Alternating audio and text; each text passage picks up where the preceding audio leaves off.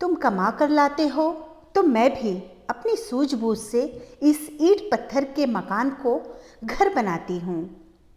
क्यों मुझे एक ही बात बार बार बोलना पड़ता है? मधु, मेरा तौलिया कहाँ है?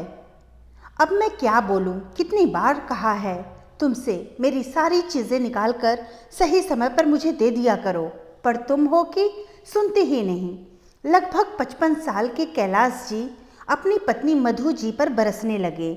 जब वो नहाने के लिए गए तो उन्हें बाथरूम में तौलिया टंगा हुआ नहीं दिखा। बेचारी मधु लंगड़ाते हुए तौलिया लेकर दौड़ी बाथरूम की तरफ। तौलिया लेते हुए कैलाश जी बोले, और हाँ, जब मैं नहाकर तैयार होकर आऊं तो मुझे डाइनिंग टेबल पर नाश्ता रेडी मिलना चाहिए। पता है कितनी बार तुम्हारे कारण मैं लेट हो जाता हूं ऑफिस में। कैलाश जी बड़बड़ाते हुए बाथरूम में घुस गए।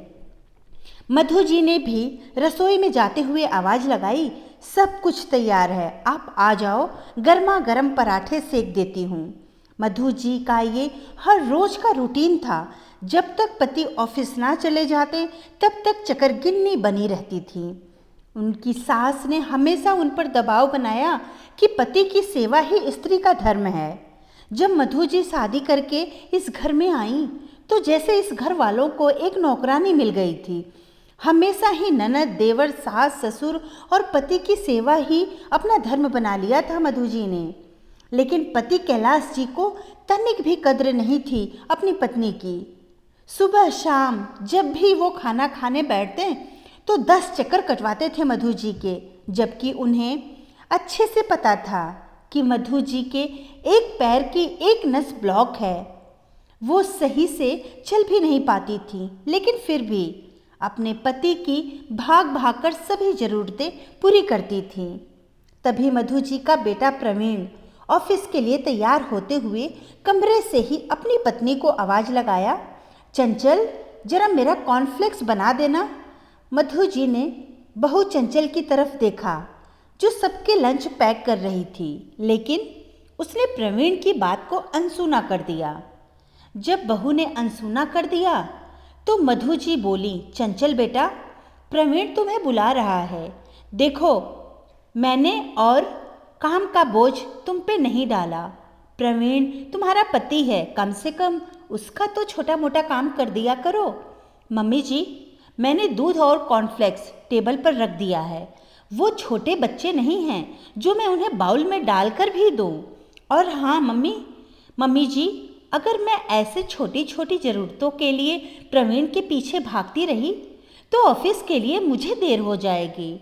मधु जी बोली, बेटा, वैसे तो हमने तुम्हें पूरी आज़ादी दे रखे हैं, पर पति की सेवा तो तुम्हारा धर्म। कुछ और मधु जी कहती उससे पहले ही चंचल बोल उठी, माफ़ करना मम्मी जी, पति की सेवा क्या है? क्या सारा धर्म पत्नी ही करेगी? कभी पति भी तो ऐसा धर्म करे, कभी वो भी पत्नी को रिलैक्स करवाए। क्या सारा जीवन आपकी तरह पति की सेवा में भाग दौड़ करके बीत जाएगा? और माफ़ करना मम्मी जी, जितना आप करती हैं पापा जी के लिए, उसका 1% भी पापा जी आपके लिए करते हैं क्या? नहीं ना, बल्कि आपके मन से बनाई चीज़ों में 100 नुक्स निकाल देंगे 100 अलग से। और तभी शायद कैलाश जी आ गए डाइनिंग टेबल पर। मधु जी डेली रूटीन की तरह फिर से उनके आगे पीछे दौड़ने लगी। आज उन्होंने आलू के पराठे बनाए थे, कैलाश जी के पसंद की। दोनों पराठे खाने के बाद अचानक से कैलाश जी चिल्लाए, क्या तुम भी इतना तेल लगा देती हो पराठों पर कि खाए नहीं जाते? यह कहकर एक टुकड़ा प्लेट में छोड़कर कैलाश जी खड़े हो गए। मधु जी ऑफिस जाती हुई बहू चंचल से आंखें नहीं मिला पा रही थी। तभी पीछे से ऑफिस जाते प्रवीण ने चंचल को कहा, सुनो, रात का डिनर पर चलेंगे। सुनो, रात को डिनर पर चलेंगे। बहुत दिनों से एक जैसा रूटीन चल रहा है। दोनों बेटा बहू और पति तीनों जब ऑफिस के लिए चले गए तो मधु जी आईने के सामने खड़ी होकर अपने आप को निहारने लगी। सच में इन सब की तीमारदारी करते करते वो अपने लिए जीना भूल ही गई थी। उन्होंने ससुराल सेवा को जैसे ओढ़ ही लिया था। बदले में क्या मिला? अपमान, तिरस्कार। सास जब तक जिंदा रही हमेशा 100 नुक्स निकालती थी हर काम में। अब पति ने वो जिम्मा ले लिया था। मधु जी को चंचल बहू की बात 100% सही लगी जब उसने कहा कि मम्मी जी, अपने लिए जीना सीखिए। सारा जीवन आपने पति, बच्चों, देवर, नंदों के चक्कर में निकाल दिया। आप अपनी उम्र से ज़्यादा बूढ़ी लगने लगी हैं। वास्तव में जब मधु जी ने अपने आप को आईने में देखा तो वो कैलाश जी के 3 साल छोटे होने के बाद भी उनसे उम्र में बड़ी लग रही थी। कुछ सोचने के बाद मधु जी ने पर्स उठाया और चल दी पार्लर। जब पार्लर से बाहर आई तो वो अपने आप को 40 साल जैसा महसूस कर रही थी। पहले कभी ध्यान ही नहीं दिया। घर आकर अपनी सभी पुरानी सहेलियों को फ़ोन करके फिल्म देखने का प्रोग्राम बनाया। सहेलियां भी सरप्राइज थी कि जो आज तक घर की दहलीज नहीं पार कर रही थी, आज अचानक से फिल्म देखने का प्लान बना लिया। खैर, देर आए दुरुस्त आए। फिल्म देखने का समय 6 से 9 बजे का था।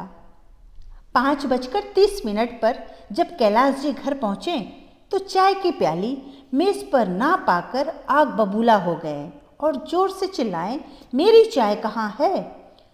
तुम्हें जरा भी शर्म नहीं आती? मैं थका हारा घर आया हूँ, एक गर्मा गर्म चाय की प्याली ही बना दूँ? उनकी आवाज़ सुनकर मधु जी हल्के आसमानी रंग के जरी के बॉर्डर वाली साड़ी पहनकर पर्स हाथ में लेकर बाहर निकली। उनका ये रूप देखकर कैलाश जी हक्के बक्के रह गए। आज तो बड़ी ही सुंदर लग रही थी मधु जी, लेकिन फिर भी एक मर्द का अहम आगे आ गया। तुम ये सज संवर कर कहाँ चली? तुम्हें पता नहीं मैं ऑफिस से आने वाला हूँ? अभी तक चाय नहीं मिली और रात का खाना कब बनेगा? आपके लिए खाना कैसरोल में रख दिया है, जब मन करे खा लेना। और बहू बेटा बाहर जा रहे हैं डिनर पर। मधु जी ने बाल संवारते हुए बोली। कैलाश जी तमतमा उठे। तुम्हें पता होना चाहिए कि मैं पैसे कमा कर लाता हूँ तब तुम खर्च कर पाती हो। आज तो मधु जी भी कमर कसकर बैठी थी। बोली, क्या हुआ? तुम कमा कर लाते हो तो मैं भी अपनी सूझबूझ से इस ईंट पत्थर के मकान को घर बनाती हूँ। आज कैलाश जी के कोई ताने, कोई तर्क मधु जी पर काम नहीं कर रहे थे। वो उठे और बोले, मैं क्या पागल हूँ जो घर रहूँगा? चलो मैं दिखा कर लाता हूँ तुम्हें फिल्म, और डिनर भी हम दोनों बाहर करेंगे।